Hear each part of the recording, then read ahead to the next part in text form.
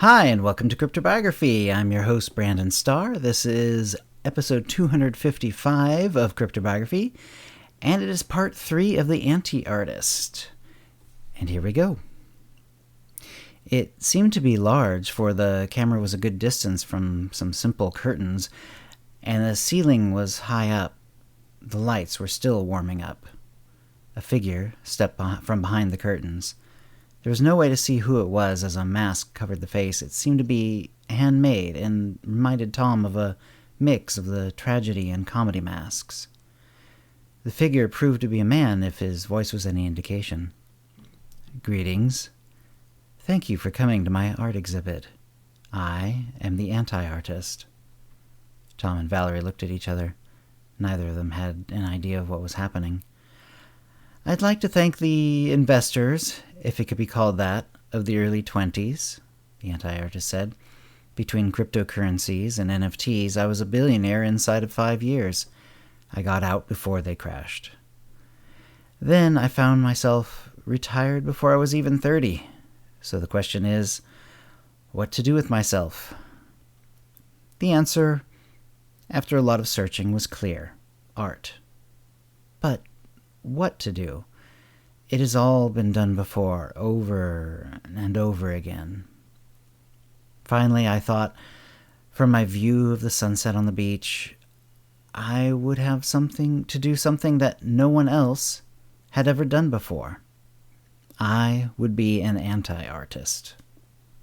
The man gestured behind him. "I hope you can appreciate the effort, the force of will that it took for me to make my exhibit. Soon you will see something that would be impossible for any other person on Earth. You'll never know how much I wish I could have done this event publicly. This video will have to suffice."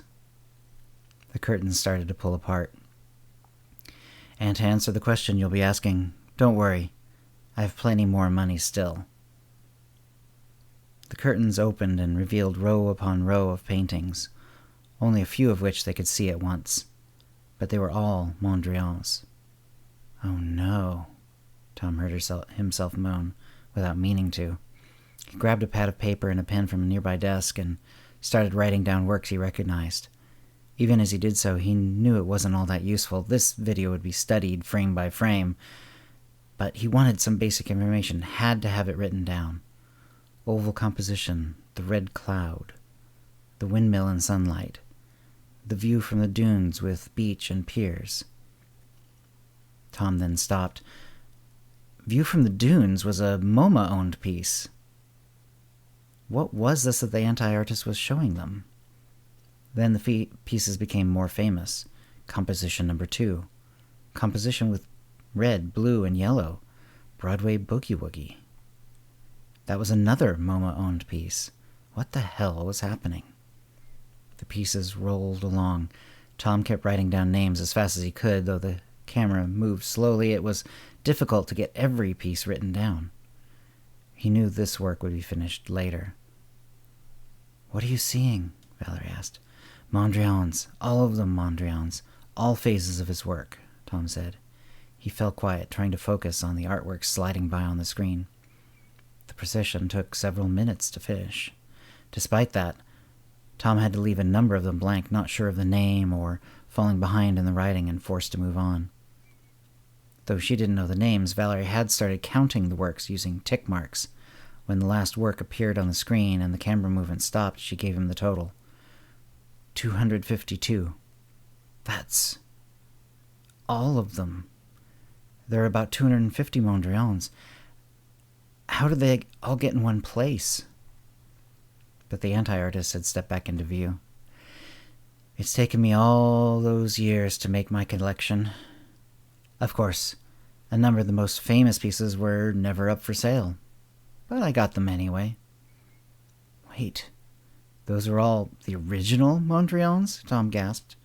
In the back of his head, he had assumed that some were original, but the most famous ones were in permanent collections, mainly by large museums. The anti-artist continued.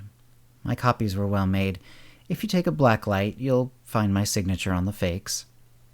Tom knew that Valerie was already noting that down, Still, he got out his phone and fired off a text to his team at the MoMA.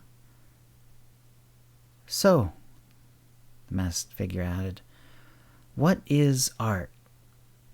If it's a painting, well then I own nearly everything you've seen.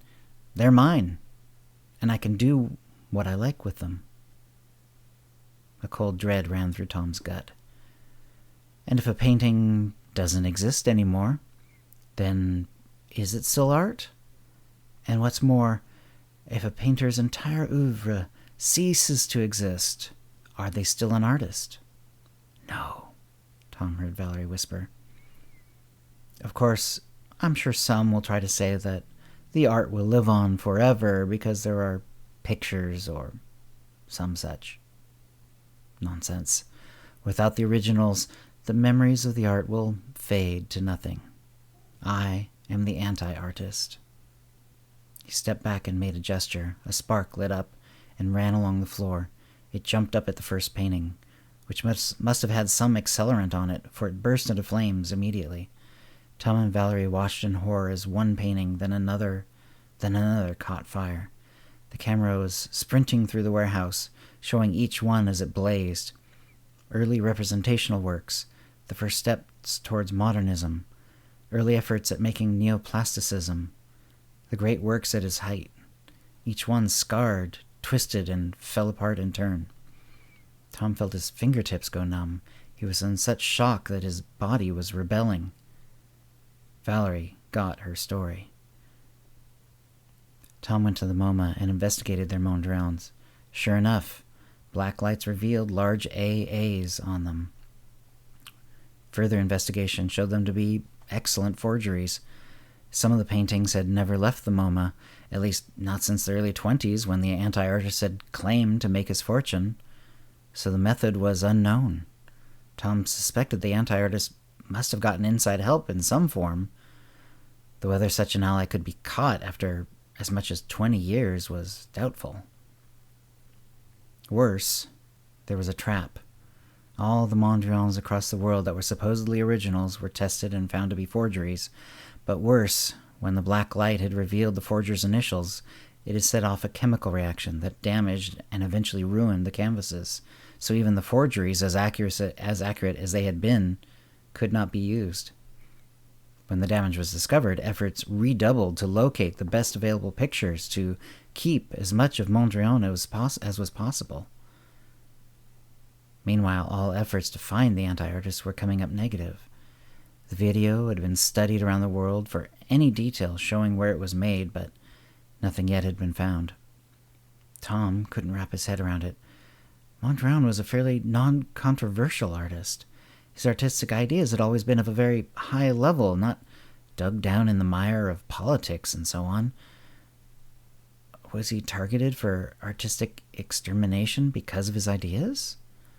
Or was it something more simple? Had the anti-artist chosen him because he was a target with a limited amount of work who could, in fact, be destroyed? And Tom found himself thinking over and over again, was the anti-artist right? Did destroying the original Mondrians mean that the efforts of the artist were gone, or at least diminished? He couldn't help but think that there was some truth to it, as hateful as the idea was. And as big a story as it was when it first broke, what hurt his heart most was seeing the story fade away to nothing over the weeks and months, until the Mondrian story was a strange footnote, and Tom felt that the anti-artist had succeeded. Even against the efforts of him and 100 other museum workers around the world, Mondrian was at least as much the anti-artist's story as the anti-artist was Mondrian's.